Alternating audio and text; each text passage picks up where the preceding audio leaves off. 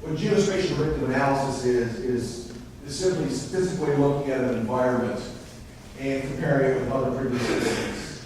And then we identify areas where we believe there will be the increased likelihood of a future event.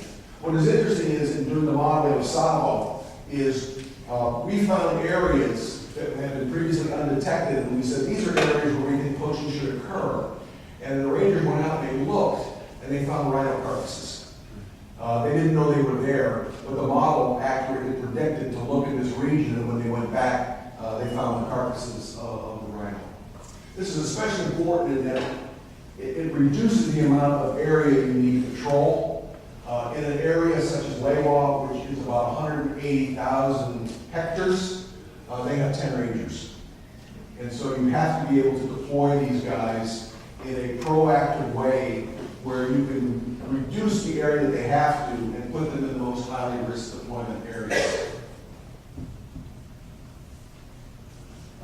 We all know this, the human elephant patterns can be assessed. This is something BS has worked on for years. I've recently been working with the folks at Digital Globe as we track the Virginia arsonists, and they were caught a week and a half ago. We used the exact same model for poaching for these arsonists. We looked at areas where it was likely on a Saturday night that these guys would be. The police were deployed into a very small area. There were 4 police cars in a very, very small area where we identified 3 houses that were most likely to be torched that night. They drove right into it, they lit the fire, and were caught. So this model works for arsonists, terrorists, poachers, and it works for people who get group on coupons or anything else. Because what they're doing is looking at your past behavior. Why does Amazon send you a note? Oh, you recently bought this book, you might be interested in this. But they're doing the same thing. They're modeling behavior and attempting to forecast what your future actions are. So this is a very, very well used model. And in Africa, it's fairly simple to use because we don't have a lot of data for this.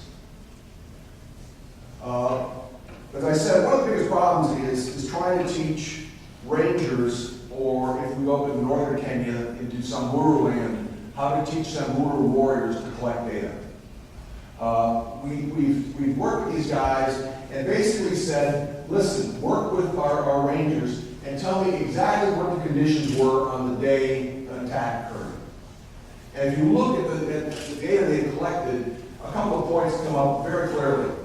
Number one, most poaching occurs on about 3 nights of the month.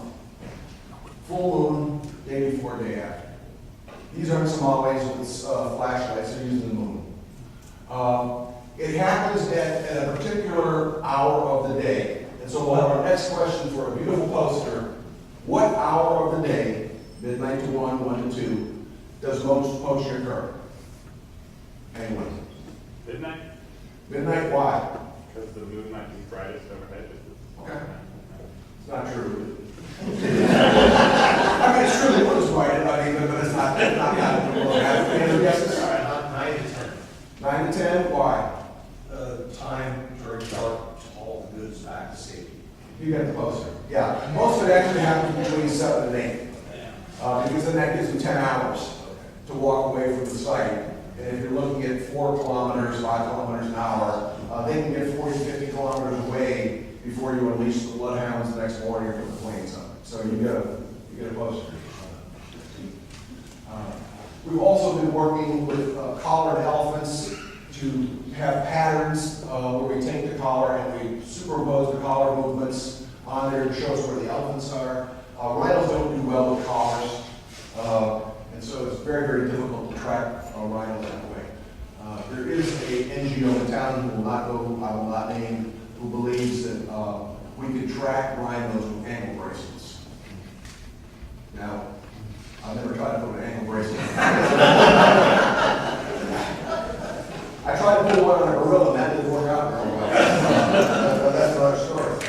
And so, again, we have the animals, we have the ranger patterns, we have the poacher patterns, and we get ground intelligence. If you go to these African villages and spread a little money around, you'd be amazed how quickly you can find out about who's doing what to whom and when.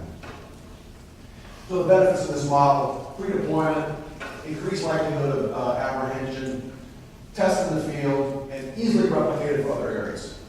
started doing this for Savo, we've taken it to another area, and we're now looking at taking it to the Cameroons, Tanzania, and we've just been contacted by a group called Panthera, if any of you know that. It's the big cat folks. And they've asked us to come and help them develop a program. They want to put 1,000 camera traps in a forest in Indonesia under the auspices of